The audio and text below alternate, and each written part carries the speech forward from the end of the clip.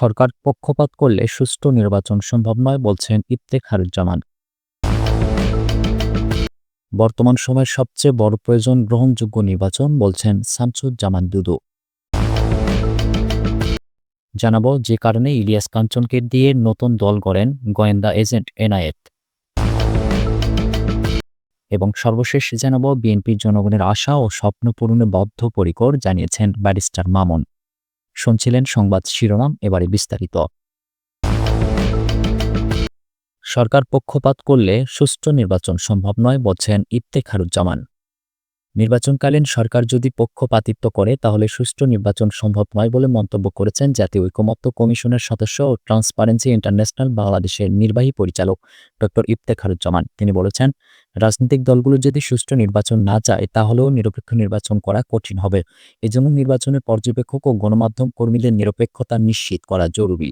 আওয়ামী লীগ সরকারের ঘনিষ্ঠ অনেকেই এখন প্রশাসনে আছেন উল্লেখ করে ইফতেখারুজ্জামান বলেন, দুর্বলতা মাথায় নিয়ে এগোতে হবে। এক প্রশ্নের জবাবে তিনি বলেন, আমাদের অবকাঠামো বলতে গভর্নেন্সের সুশাসন ও জবাবদিহিতা, সরকার ব্যবস্থা, প্রাতিষ্ঠানিক স্বচ্ছতা, সততা, সত্যাচার, ট্রান্সপারেন্সি ও অ্যাকাউন্টেবিলিটি এসবকে দীর্ঘ প্রক্রিয়ার মধ্য দিয়ে দাঁড় করানো হয়েছে। এটা শুধু গত ১৬ বছরের নয়, প্রায় ৫৪ বছর ধরেই এমন অবস্থা তৈরি হয়েছে। প্রতিটি প্রতিষ্ঠানকে দলীয়করণের মাধ্যমে দ্বিগুণ দলীয় প্রভাবের মধ্যে আনা হয়েছে। পেশাগত বিরোধ সৃষ্টি করা হয়েছে, সেগুলোকে কখনো কার্যকর করা হয়েছে, আবার অনেক ক্ষেত্রেই অকার্যকর করে রাখা হয়েছে। ইফতেখারুজ্জামান বলেন, অল্প সময়ের মধ্যে ১-১.৫ বছরে পুরো বিষয়টিকে নতুন করে গুছিয়ে ফেলা খুব একটা সহজ কাজ নয়। সেই কারণেই অনেকের প্রশ্ন, এই প্রশাসন দিয়ে আমরা কি সত্যিকারের সুষ্ঠু নির্বাচন আশা করতে পারি?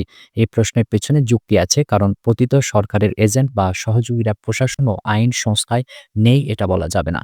টিআইবি নির্বাহী পরিচালক আরও বলেন, অন্যদিকে যাদের দীর্ঘদিন বঞ্চিত করা হয়েছে তাদের অবস্থান ফিরে পাওয়ার মধ্যেও দলীয়করণ প্রতিস্থাপিত হয়েছে, সেটি অস্বীকার করার উপায় নেই। পাশাপাশি আছে আরেকটি শক্তি যারা চেষ্টা করছে নিরপেক্ষ থাকতে, পেশাগত জীবনের সবসময় পেশাদারিত্ব বজায় রাখতে। আমি মনে করি না প্রশাসনের আইন সংস্থায় যারা আছেন তারা শতভাগ পক্ষপাতদুষ্ট। কিছু কর্মকর্তা কর্মচারী আছেন যারা চেষ্টা চালিয়ে যাচ্ছেন। তার মতে এই ৩ ধরনের শক্তির টানাপোড়েনের মধ্যে প্রশাসন এগোচ্ছে এবং তারা নিজেদের ভূমিকা পালন করবে।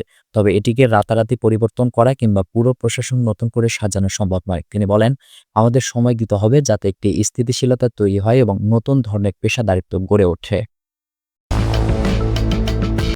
বর্তমান সময়ের সবচেয়ে বড় প্রয়োজন গ্রহণযোগ্য নির্বাচন বলছেন শামসুজ্জামান দুদু। বিএনপির ভাইস চেয়ারম্যান শামসুজ্জামান দুদু বলেছেন, বাংলাদেশে বর্তমান সময়ে সবচেয়ে বড় প্রয়োজন একটি গ্রহণযোগ্য নির্বাচন।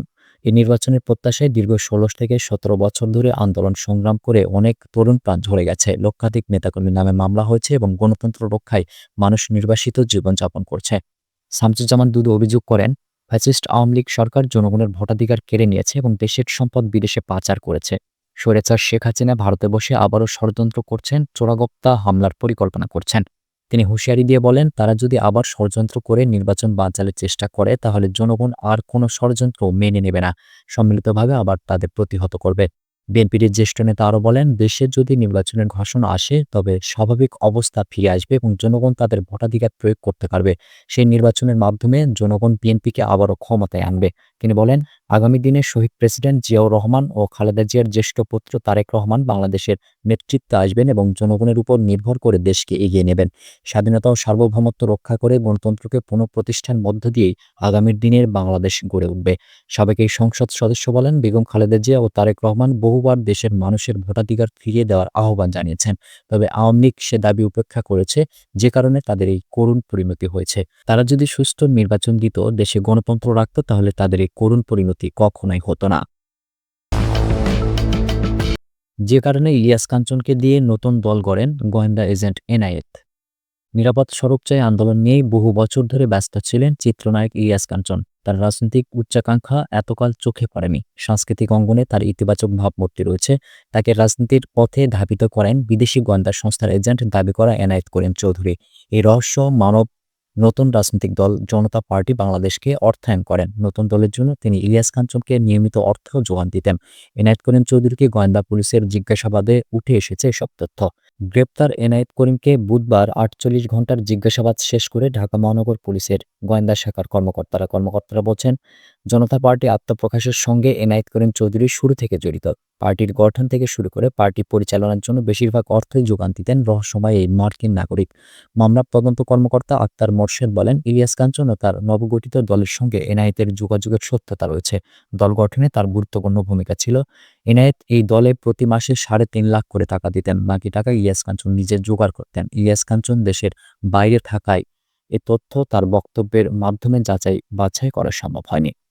এনায়েতকে জিজ্ঞাসাবাদের বরাত দিয়ে একজন কর্মকর্তা বলেন, এনায়েত বর্তমান সরকারকে পরিবর্তন করেন নতুন জাতীয় সরকার বা তত্ত্বাবধায়ক সরকার গঠনের মিশন নিয়ে বাংলাদেশে এসেছিলেন। এসে ৬ ও ৭ সেপ্টেম্বর রাজধানীর সোনারগাঁও হোটেলে অবস্থান করেন। পরবর্তীতে তিনি রাজধানীর গুলশানের একটি ফ্ল্যাটে অবস্থান করেন। ইতিমধ্যে তিনি সরকারি উচ্চ ও নীতি নির্ধারক পর্যায়ের একাধিক কর্মকর্তা, বিভিন্ন রাজনৈতিক দলের প্রভাবশালী নেতা ও ব্যবসায়ী মহলের সঙ্গে গোপন বৈঠক করেছেন। এরই অংশ হিসেবে তিনি ইলিয়াস কাঞ্চনের সঙ্গে সখ্য গড়ে তোলেন। তাকে দিয়ে নতুন রাজনৈতিক দল গড়ে তোলেন। বিএনপির জনগণের আশা ও স্বপ্ন পূরণে বদ্ধপরিকর জানিয়েছেন ব্যারিস্টার মামুন।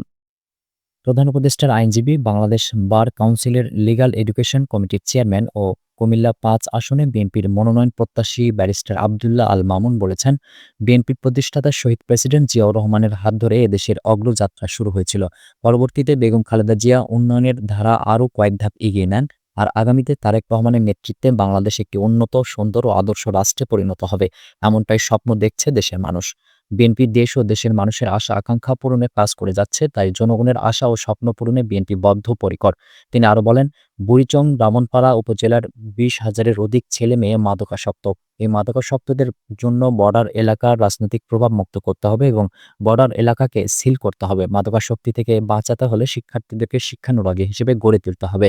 তিনি জানান, এই অঞ্চলের মানুষের দুঃখ লাঘবের জন্য একটি সাব রেজিস্ট্রার অফিস করা হয়েছে। অচিরে একটি থানা গঠন করা হবে। আইনি সেবা দ্রুত পাওয়ার জন্য, আইনশৃঙ্খলা পরিস্থিতি সুন্দর ও স্বাভাবিক থাকার জন্য জরুরি ভিত্তিতে একটা থানা প্রয়োজন বলে মন্তব্য করেছেন তিনি।